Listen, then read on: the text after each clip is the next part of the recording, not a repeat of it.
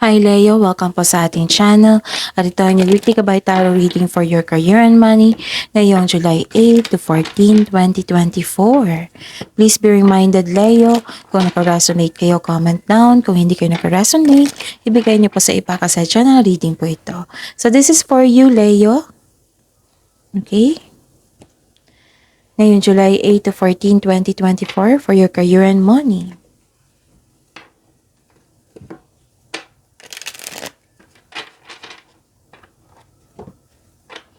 Gamitin ang reading na ito bilang gabay lamang. Please like, subscribe, and click bell button for notification para updated po kayo sa daily tarot reading natin. Maraming salamat po.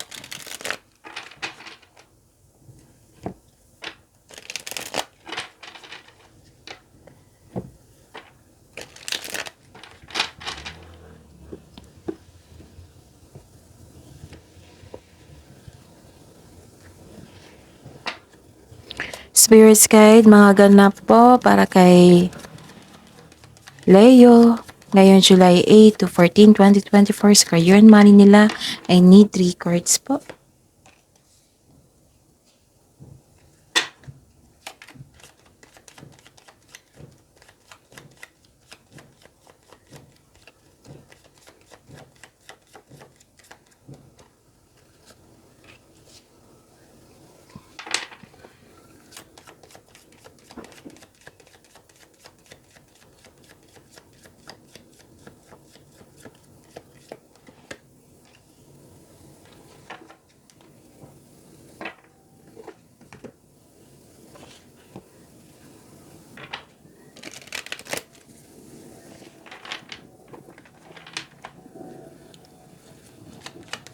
Spirits Guide, mga mensahe po. Mga mensahe niyo po para kay Leo sa career and money nila ngayon July 8 to 14, 2024. I need 2 cards po.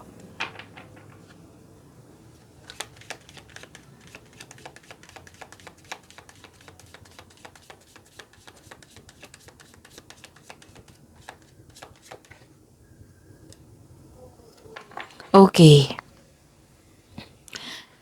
Ngayong week na ito, July 8 to 14, 2024, para po kay Leo, may nakita ko ditong ending, closure, pwedeng tumiwalag ka sa isang grupo, sa isang partnership, or end of contract, pwedeng nagkaroon ng concern sa isang tao na matigas ang ulo na ayaw makinig or sobrang stricto. Nagkaroon po ng transformation po. Actually, 2 card na po nagsabi dito na may transformation. Nagkaroon ng letting go, nagkaroon ng hardship, pero nilet go mo ito. So, sorry po. Oo, nagalaw ko yung camera. And nakita ko dito na nagkaroon ng closure. And may nakita ko dito na isang influence na isang babae na pwede siya yung sobrang stricto or pwede din siya yung nagbigay ng tulong sa inyo. So, yun sabi ko sa inyo na may 2 card na po nagsabi dito na may magaganap na pagbabago, transformation, transition, pwedeng paglalakbay ito or paglipat sa isang lugar, pwedeng adventure to or magbakasyon na kayo or new journey sa inyong buhay. Okay? Ayun. So, ang sabi po ng card niyo po dito, Leo, na kailangan nyo mag-save. You always need to put something off for a bad day. Create savings for the future po. And moving up, career is on the rise, new offers and opportunities, salary increase. Wow, go to the next level. Sabi po dito. Spirits Guide, ano po ang energy ni Leo ngayong July 8 to 14, 2024?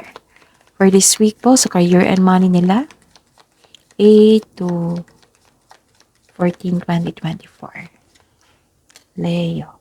And the clarification of this card po,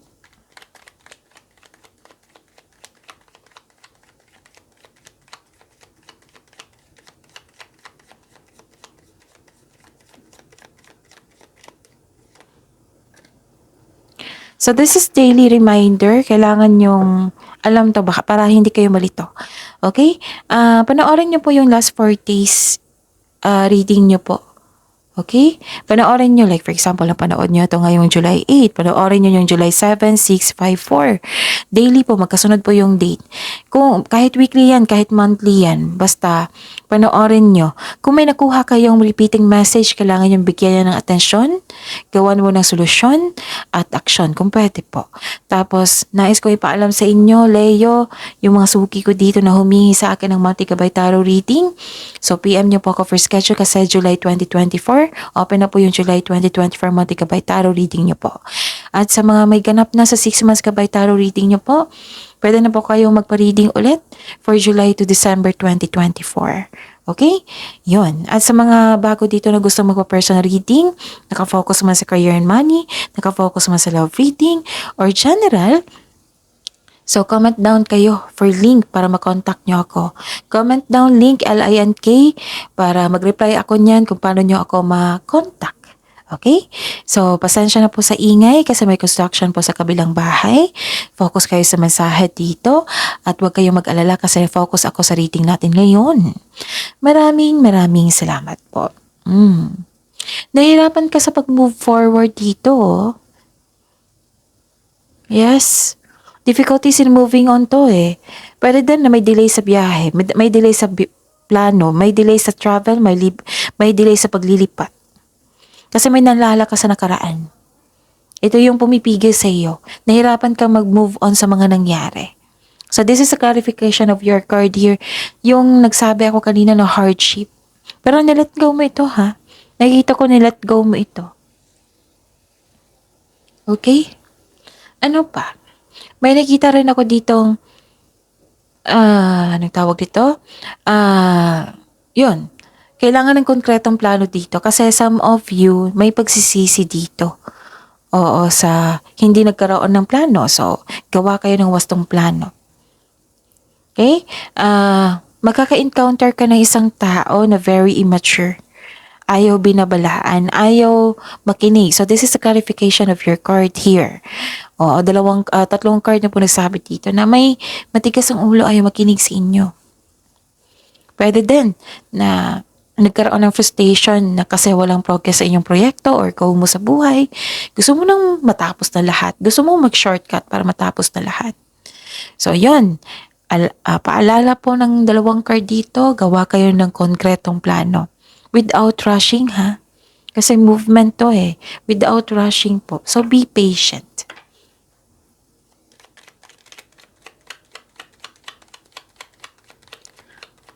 Spirits guide, blessings po na ma-receive. Possible blessings na ma-receive. Ni Leo ngayong July 8 to 14, 2024 sa career and money nila.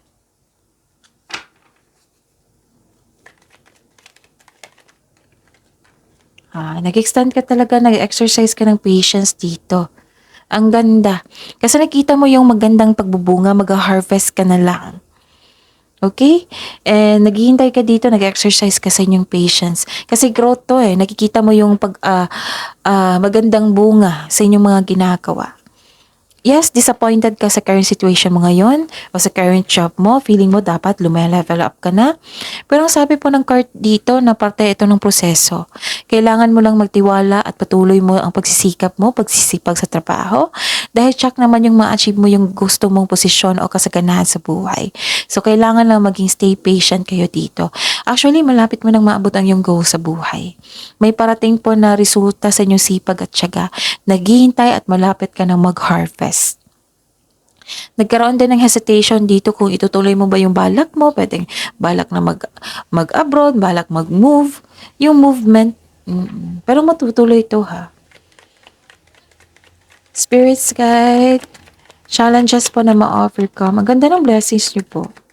Challenges na ma-overcome po ni Leo ngayong July 8 to 14, 2024. For this week po, sa career and money nila. And the clarification po. Yes, I know, this is very disappointing yung delay. Pero parte yan ng proseso, sabi po ng card yung kanina. Na-disappoint kayo dito eh, kasi may delay. Na-disappoint kayo kasi may na-end na cycle. Pwedeng end of contract. Kasi dalawang card na nasabi dito eh. pwedeng nabigo sa plano. So, kung hindi pa kayo nagkaroon ng plano dito or desisyon, konkretong plano po ha. Tapos sabaan ng pasensya kung nagkaroon ng delay kasi ilang beses na lumabas dito. Okay? Deserve mo ang success kasi may success eh. Huwag kayong mapahinaan ng loob. Tapos, alagaan niyo po daw yung sarili niyo. Okay? So that's it. Ang ganda na yung blessings nyo. See you tomorrow, Leo. Please like, subscribe, and click the button for notification para updated po kayo sa daily tarot reading natin. Maraming salamat po.